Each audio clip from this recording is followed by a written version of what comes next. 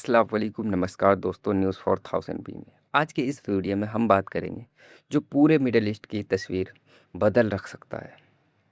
आज का बहुत तगड़ा जवाब है और बहुत तगड़ा सवाल भी है, ईरान की तरफ से, इज़राइल की तरफ से, अमेरिका की तरफ से। इज़राइल इस पूरे मामले को समझ रहा है दोस्तों। दोस्तों 28 फरवरी को जब इमाम ख़ामनेई, उनकी बहू, उनके दामाद और उनके पोते-पोतिए सहित पूरे परिवार के कई सदस्य की मार दिया गया मिसाइलों से हमला करके। तो ये सिर्फ़ एक हत्या नहीं थी, ये पूरी दुनिया के मुसलमानों, ख़ासकर शिया समुदाय के लिए एक बड़ा सदमा था। लेकिन आज जो बात इस घटना को और भी बड़ी बनाती है और वो इसके बाद का माहौल है। इमाम ख़ामनेई का जनता जनता के सामने आया जनाज़ा कई साधारण जनाज़ा नहीं है ये एक ऐतिहासिक घटना है जिसमें लाखों करोड़ों लोग शामिल होंगे। ईरान की सीमाओं पर तनाव और कुर्दिश अलगाववादियों के चाल। सबसे पहली बात, ईरान की पश्चिम सीमा। हम आपको पहले भी बता चुके हैं, ईरान अज़रबैजान बॉर्डर के कुर्दिश अलगाववादियों के एक बड़ा समूह है। ये वही लोग हैं जो जनवरी में हुए विरोध प्रदर्शन के दौरान ईरान के अंदर घुसकर तख्तापलट की कोशिश कर चुके हैं। उनकी वो कोशिश नाकाम रही थी, लेकिन इस बार जब इमाम ख़ामनेई की शहादत हुई, तो इन ताकतों को फिर से ईरान के ख़िलाफ़ इस्तेमाल करने की साजिश या कोशिश की जा रही है। मैं आपको बता दूं कि ये कोई छोटा-सा गिरोह नहीं है, बल्कि ये 20,000 की सेना है, जो ईरान के अंदर घुसकर बड़ी तबाही फैलाना चाहती है। और ये पूरी कोशिश जनाजे के मौके पर करने की कोशिश की जा रही है, क्योंकि जब पूरा ईरान मातम में होगा, जब सबकी निगाहें तेहरान पर होंगी, तो वहाँ किसी भी तरह की गड़बड़ी पूरे देश को हिला कर रख सकती है। लेकिन ईरान ने इसकी पूरी तैयारी पहले से कर रखी है। अनुमान है कि करीब 20 मिलियन यानी 2 करोड़ से ज़्यादा लोग इस जनाजे में शामिल होंगे। अगर ये जनाजा नस्ब या करबला जाता, तो ये संख्या 4 करोड़ से भी ज़्यादा हो जाता। इतना बड़ा जनसैलाब उमड़ा है कि ईरान की सड़कों पर अभी से लोग आना जाना चालू कर रखे हैं और जाम हो चुका है पूरा सड़क। सब सुबह जल्दी उठकर जनाजे में शामिल हो चुके हैं। लेकिन यहाँ एक बड़ी चिंता है। ईरान की सरकार ने कहा है कि इस दौरान इंटरनेट उपलब्ध रहेगा, लेकिन अगर अमेरिका और इजराइल ने कोई बड़ा हमला किया, तो कम्युनिकेशन कट किया जा सकता है। इस जनाजे में भारत का भी एक शिष्टमंडल जा रहा है। इसमें बिहार के राज्यपाल सैयद अता हुसनैन हसनैन, जो एक बड़ी शिया हस्ती है, और विदेश राज्य मंत्री परविद मरगारती शामिल है। उनके साथ और भी लोग हैं। कांग्रेस और बीजेपी के कुछ नेता को भी न्योता मिला है, लेकिन अभी ये साफ नहीं है कि वो जाएंगे या नहीं। मुख्तार अब्बास नकवी को भी न्योता मिला है, लेकिन उनके जाने की कोई पुष्टि नहीं है। अमेरिका और इसराइल की बेचैनी की वजह ये है। अब सवाल उठता है कि अमेरिका और इसराइल इतना बेचैन क्यों है?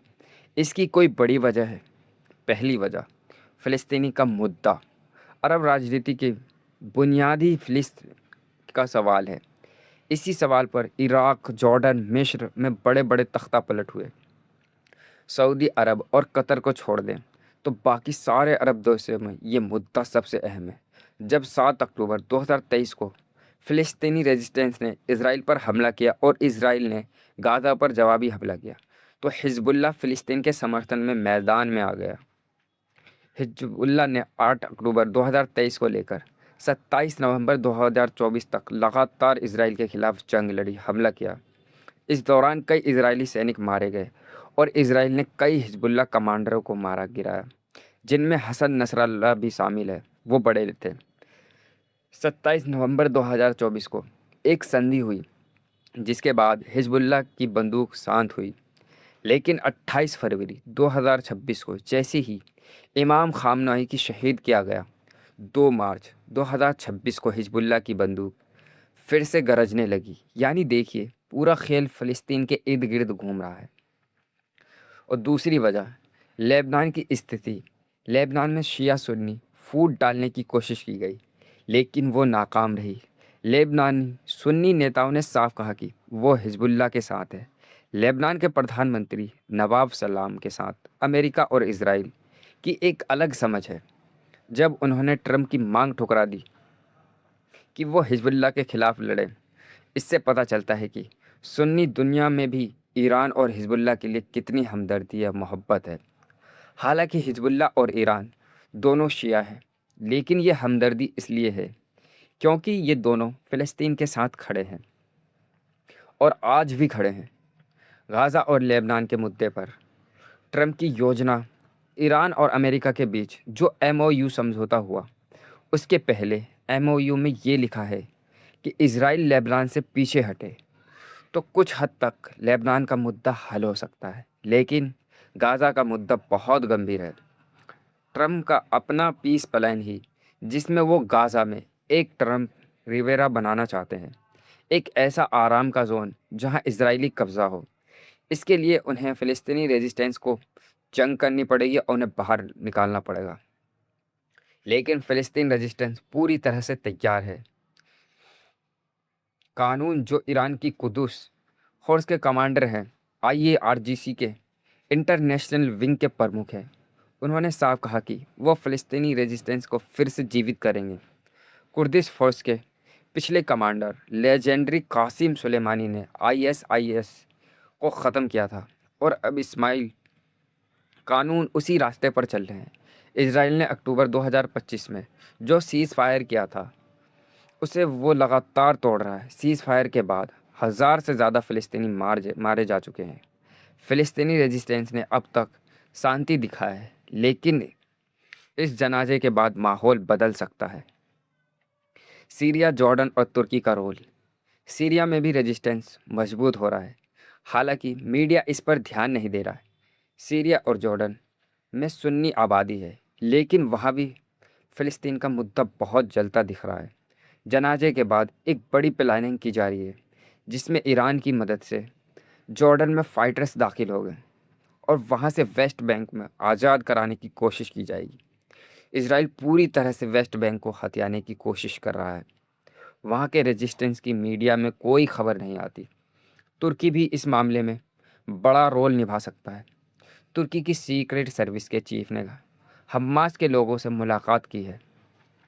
तुर्की इस बात से बहुत परेशान है कि अमेरिका और इजराइल कुर्दों को बढ़ावा दे रहे हैं, जो आखिरकार तुर्की के खिलाफ बैकफायर करेगा। तुर्की ईरान के साथ खड़ा है। ट्रंप ने खुलेआम कहा है कि तुर्की ने 40 दिन की जंग में ईरान की तरफ से इंटरवीन करना चाहा, लेकिन उन्हें रोक दिया गया। तुर्की पर नाटो का बंधन है और वो बंधन टूट सकता है। राजनीति ऐसी चीज़ है, और जब जनता का आंदोलन, जो अब एक इनकलाब की शक्ल ले चुका है, पूरे मिडिल ईस्ट में शुरू हो गया, तो शासकों को भी बड़ा फैसला लेना पड़ेगा। अगर उन्हें इजराइल और अमेरिका के खिलाफ एक्शन नहीं लिया तो जनता खुद अपनी रास्ता चुनेगा। दोस्तों, ये जनाजा सिर्फ एक मातम नहीं, ये एक राजनीतिक संकल्प है, जिसमें पूरी दुनिया को एक मैसेज दिया जा रहा है। 40 से ज़्यादा देश ने अपने शीर्षमंडल भेजना शुरू कर दिए। जनता का हुजूम उमड़ा है। ये एक जन आंदोलन बन गया है। न्यूयॉर्क टाइम्स की खबर के मुताबिक इसराइल अब्बास अराक़ची और गलिफ़ाफ, जो ईरान के संसद के स्पीकर हैं और ईरानी डेलीगेशन में बातचीत में रहते हैं, ईरानी डेलीगेशन की करते हैं, इन दोनों को मारना चाहती हैं इसराइल। जी हाँ, वही सुना आपने जो मैंने बताया आपको। इसराइल इन दोनों को मार देना चाहती है। बातचीत के ठीक बाद जब वो वापस लौट रहे थे, इससे ज़्यादा ख़तरनाक बात क्या हो सकती है दोस्तों? इससे ज़्यादा क्रूर और वाहियात सोच क्या हो सकती है? क्योंकि आप सब जानते हैं, चाहे अब्बास अराक़ची हो या गलिफ़ाफ, इन्होंने कभी अपनी तरफ से कोई भड़काऊ बयान नहीं दिया।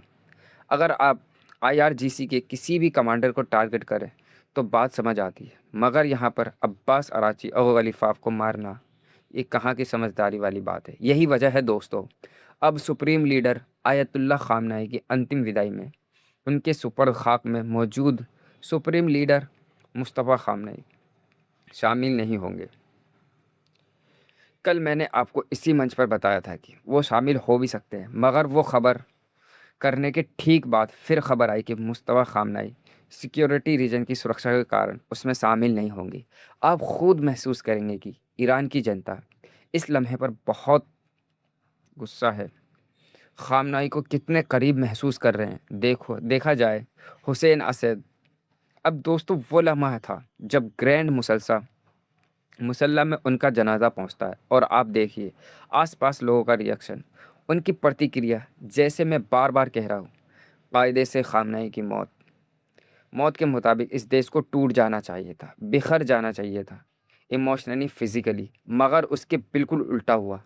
जनता उनसे खुद को करीब महसूस कर रही है। आपको गौर करना पड़ेगा दोस्तों, अब्बास अराची यहाँ क्या समझाने की कोशिश कर रहे हैं। वो कहीं ना कहीं मिडल ईस्ट के तमाम देश, वेस्टर्न एशिया के तमाम देशों को ये समझाने की कोशिश कर रहे हैं, अमेरिका आपको सिक्योरिटी नहीं दे सकता। कहीं ना कहीं ईरान एक ज़मीन तैयार कर रहा है, जो दर्जा आज अमेरिका का खाड़ी देशों में है वही दर्जा ईरान का हो जाएगा। क्योंकि आप जानते हैं मिलिट्रीली, सैन्य तौर पर पूरे मिडिल ईस्ट के तमाम मुस्लिम देशों में ईरान नंबर 1 है।